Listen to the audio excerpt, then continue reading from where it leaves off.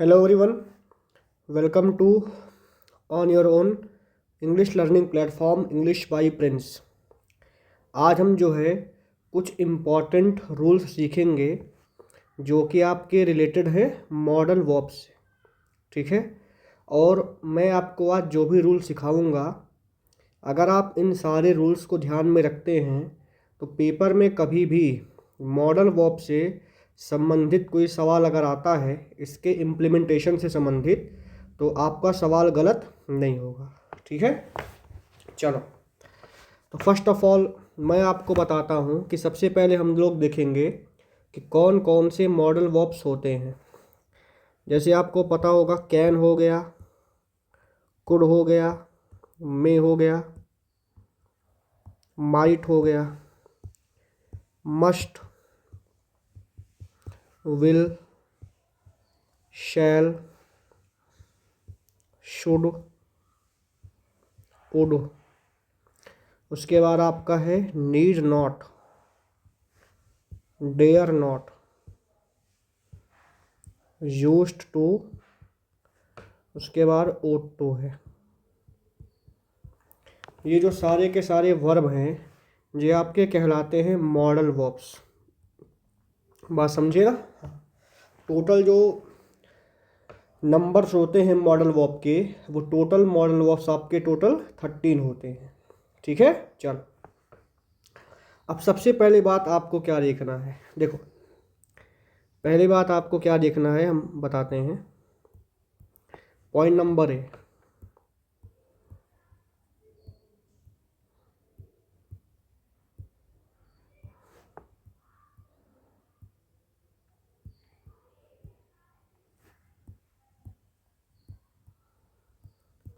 लिखा हुआ है कि modal verbs do not depend on the subject.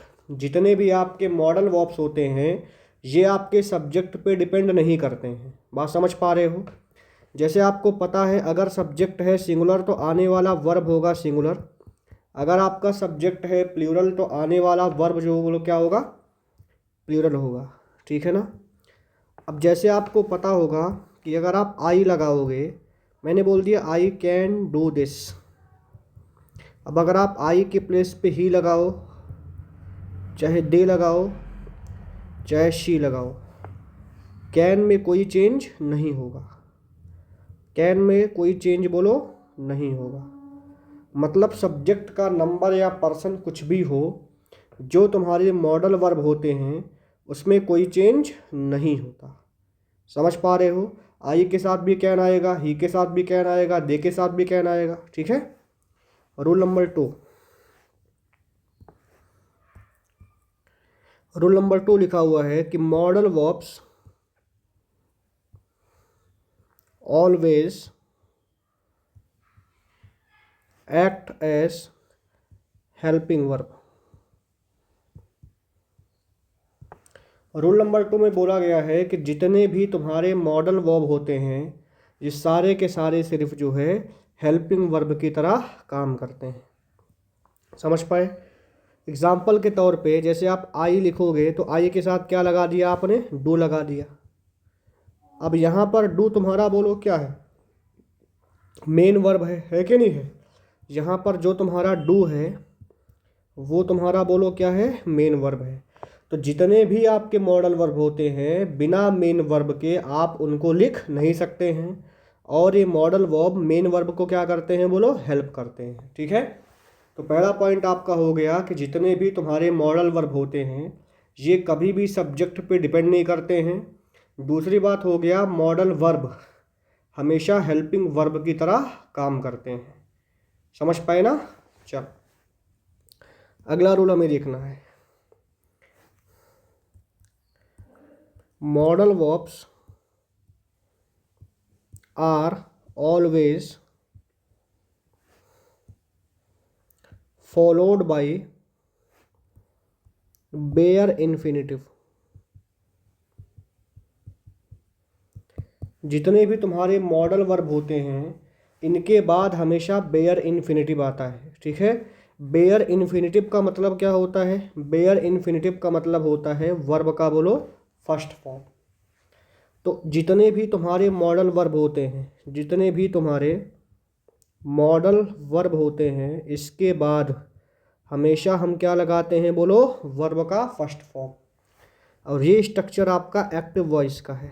अगर आप देखो जनरली कोई भी सेंटेंस आपका किस में होता है, एक्टिव वॉइस में होता है। तो अगर ऐसा सिचुएशन आता है तो मॉडल वर्ब के बाद जो वर्ब आएगा उसका फॉर्म हमेशा बोलो क्या रहेगा, वर्ब का पहला फॉर्म रहेगा। ठीक है, जैसे मैं आपको बताता हूँ, आपने बोल दिया कि ही विल गो टुडे। अब यहाँ पर आप देखोगे विल के बाद हमने क्या लगाया है, गो लगाया है। यहाँ पर अगर हम वेंट लगा दें या फिर गॉन लगा दें तो ये बोलो क्या हो जाएगा, रॉन्ग हो जाएगा। ठीक है, तो आपको ध्यान रखना है कि after modal verb we always use first form of verb. ठीक है, और अगर हम इसी का पैसिव बनाते हैं, अगर हम इसी का पैसिव बनाते हैं तो वहाँ पर आप क्या करोगे, मॉडल वर्ब लगाओगे, बट मॉडल वर्ब के बाद बी लगा के आप वर्ब का थर्ड फॉर्म लगा दोगे। क्योंकि सबको पता है पैसिव वॉइस में हम जो है वर्ब के थर्ड फॉर्म का इस्तेमाल करते हैं। एग्जाम्पल के तौर पे मैं आपको देता हूँ, जैसे मैंने बोल दिया आई कैन डू दिस। अब ये तुम्हारा किस में है, एक्टिव में है। अगर मैं इसका पैसिव बनाता हूँ तो क्या बोलूँगा, दिस कैन बी डन। आप बाई में लगा सकते हो। ठीक है, आपका बन गया कि दिस कैन बी डन। अब यहाँ पर आप देखोगे कैन के बाद आपको क्या लगाना पड़ा, बी लगाना पड़ा, और बी के बाद जो है वर्ब का थर्ड फॉर्म लगाना पड़ा। ठीक है ना, तो एक्टिव वॉइस में वर्ब का पहला फॉर्म आएगा। अगर आप पैसिव बनाते हो तो भी आप देखो मॉडल वर्ब के बाद मैं बी लगा रहा हूँ और बी तो तुम्हारा पहला ही फॉर्म है कि नहीं है। तो ये रूल आपका एकदम हर जगह लागू होगा कि मॉडल वर्ब के बाद हमेशा वर्ब का फर्स्ट फॉर्म आता है, और अगर थर्ड फॉर्म लगाना है तो मॉडल वर्ब के बाद आपको जो है बी का इस्तेमाल करना ही पड़ेगा। समझ पा रहे हैं ना, इसमें कोई दिक्कत तो नहीं ना। चलो, तो ये आपके कुछ इम्पोर्टेंट रूल्स हैं।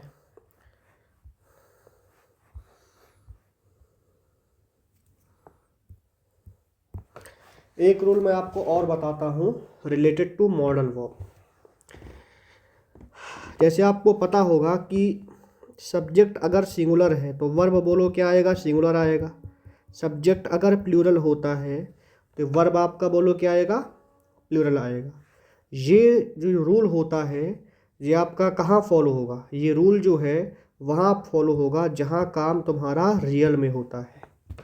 ठीक है, जहाँ पर काम तुम्हारा बोलो कैसा होता है, रियल में होता है। ठीक है, तो जहाँ पर काम तुम्हारा रियल होगा वहाँ पर जो वर्ब होगा वो सब्जेक्ट पे डिपेंड करेगा, और जहाँ पर काम तुम्हारा इमेजिनरी होगा वहाँ पर verb will not depend on the subject. जहाँ पर काम तुम्हारा इमेजिनरी होगा वहाँ पर तुम्हारा जो वर्ब होता है वो डिपेंड नहीं करता बोलो किस पे, सब्जेक्ट पे। जैसे मैंने बोल दिया गॉड ब्लेस यू, इसका मतलब भगवान तुम्हें आशीर्वाद दे। और आपको पता होगा इंग्लिश के सारे जो मेन वर्ब होते हैं दे आर ऑलवेज प्लूरल। ठीक है, जैसे मैंने लिख दिया गो, रन, स्टडी, तो ये सारे के सारे बोलो क्या है, वर्ब है। इनका फॉर्म बोलो क्या है, प्लूरल है। और अगर मुझे इनका सिंगुलर बनाना होगा तो इनके लास्ट में हम क्या लगाएंगे, एस लगाएंगे, ई एस लगाएंगे या फिर आई ई एस लगाएंगे। जैसे गो का सिंगुलर क्या बन जाएगा बोलो, गोस। रन का क्या बन जाएगा, रन्स। स्टडी का क्या बन जाएगा, स्टडीज। बात समझ पा रहे हो। उसी प्रकार यहाँ पर जो गॉड लिखा हुआ है, गॉड तुम्हारे सिंगुलर है, ब्लेस तुम्हारा प्लूरल है, फिर भी स्टेटमेंट सही है क्योंकि ये स्टेटमेंट बोलो कैसा है, इमेजिनरी है। भगवान तुम्हें आशीर्वाद दें। अब भगवान आशीर्वाद दे भी सकते हैं या फिर भगवान आशीर्वाद बोलो नहीं भी दे सकते हैं। It is up to the god, है कि नहीं है। तो मैं आपको बताता हूँ, जैसे मैंने बोल दिया ही कैन डू दिस, वो ये कर सकता है। तो क्या कर दिया सच में? ऐसा तो नहीं हुआ। मतलब यहाँ पर भी तुम्हारा काम इमेजिनरी है। बोलो कैसा है? इमेजिनरी। और जहाँ पर काम तुम्हारा इमेजिनरी होगा वहाँ पर ये जो वर्ब होगा वो डिपेंड नहीं करेगा। बोलो किस पे? सब्जेक्ट पे। इसीलिए चाहे आप यहाँ पर शी लगाओ, चाहे आप यहाँ पर दे लगाओ, कैन में कोई चेंज नहीं होता। समझ पाए ना? कोई दिक्कत तो नहीं है? चलो एक दो बातें मैं और बताता हूँ आपको। जैसे आपने सुना होगा डेयर नॉट, अभी मैंने लिखाया था। और जो तुम्हारा नीड नॉट होता है, इनको हम लोग सेमी मॉडल्स बोलते हैं। बोलो क्या बोलते हैं? सेमी मॉडल्स बोलते हैं। नीड नॉट और डेयर नॉट को जो है हम लोग सेमी मॉडल्स बोलते हैं। बात समझे ना? हाँ। और ये भी याद रखो, बाकी जितने, देखो पहली बात आप खुद सोचो, यहाँ पर नीड तुम्हारा एक अलग से वर्ब है, इसके साथ हमने नॉट लगा दिया है कि नहीं है? तो ये काम किसका करने लगा? मॉडल वर्ब का। इसीलिए डेयर नॉट और नीड नॉट को जो है हम लोग सेमी मॉडल्स बोलते हैं। समझ पाए ना? तो इतना आपने सीख लिया, ठीक है। मैं आगे आपको बाद में बताऊंगा कि कहाँ आपको इस्तेमाल करना है कैन, कहाँ आपको इस्तेमाल करना है कुड। ठीक है। Thank you.